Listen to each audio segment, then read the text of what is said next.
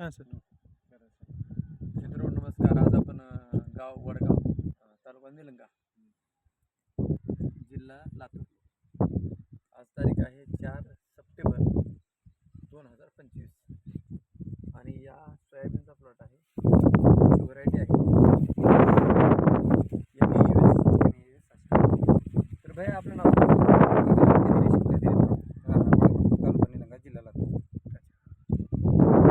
तर आता कदिरे सरांच्या प्लॉटमध्ये आपण आहोत. आणि 5 एकर तर ॲक्च्युली ह्या गावामध्ये 2012 पासून आपल्या ह्या ग्रीन बँड कंपनीचे प्रोडक्ट येत होते.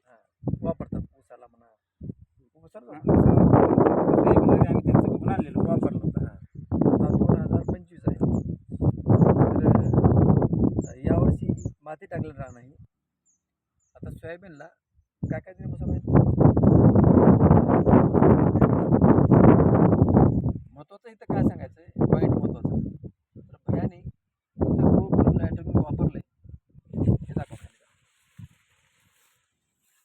हे वापरलेलं आहे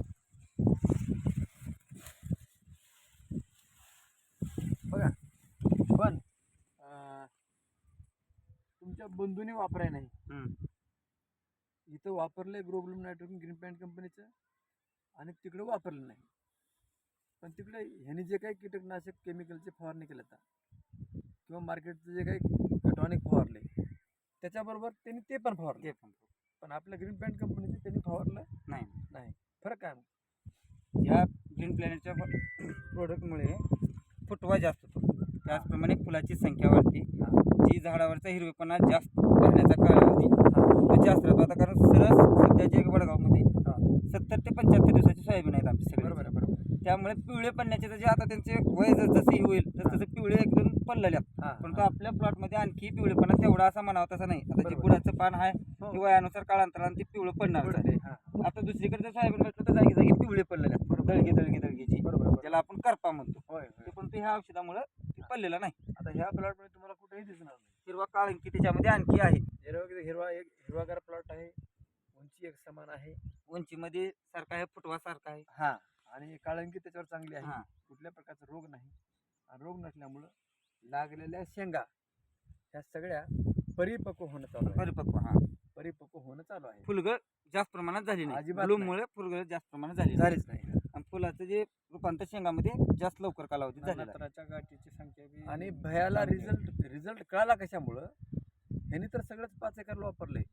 पण केवळ तिकडे भावाने त्याच्यामुळे रिझल्ट आपल्याला कळला. इकडे बी चुलत्याच आहे, तिकडे भावाचं आहे. त्याच्यामध्ये आपल्यामध्ये दोघांच्या सोयाबीन मध्ये अंतर थोडासाच आहे. बरोबर. त्यांच्या सोयाबीनला भेटलं ना, जेव्हा आपल्या सोयाबीनला भेटलं तेव्हाच अंतर समजला.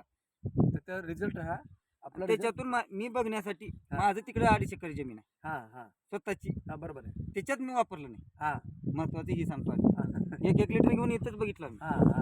तिकडे मी वापरलो सुद्धा नाही. तिला सेम आता मी आणलेला रासायनिक म्हणजे तिकडे तीच रासायनिक आणून फवारला. बरोबर. पण असा रिझल्ट मला तिकडे नाही. आणि याच्यापेक्षा ती काळी दर्जेदार जमीन आहे, महत्वाचं. बरोबर आहे.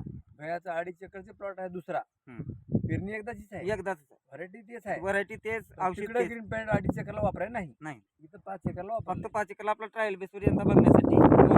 तिकडे असं सोयाबीन नाही. आणि याच्यापेक्षा ती उजवा दर्जेदार रान चांगला. ही आता मातीत टाकलेला मालरा नाही. इथं खडकाचं, इथं पाण्याचं प्रमाण जास्त आहे. तिकडे 70 फूट काळी आहे. तरी असं सोयाबीन तिथं मला बघतात नाही.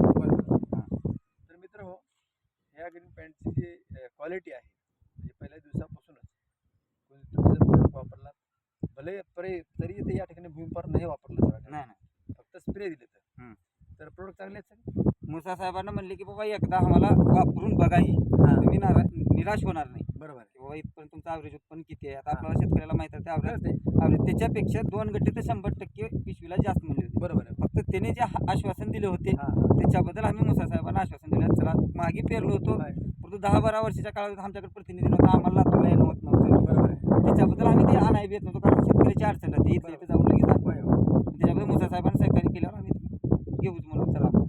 तर मुसा सरांनी तुम्हाला जे प्रोडक्ट दिले होते, जे आश्वासन दिलं होतं, जे शब्द दिला होता त्याप्रमाणे त्यांच्यापेक्षा कित्येक पटीने मी यांना स्वतःहून सांगितलं बाबा चांगला आहे. मी यांना वारंवार हे आता सदा माझ्यापासून येणार आहे, आमचा संबंध आहे, हे येत त्यांना मी कित्येक वेळेस बघून जावा म्हणून. बरोबर.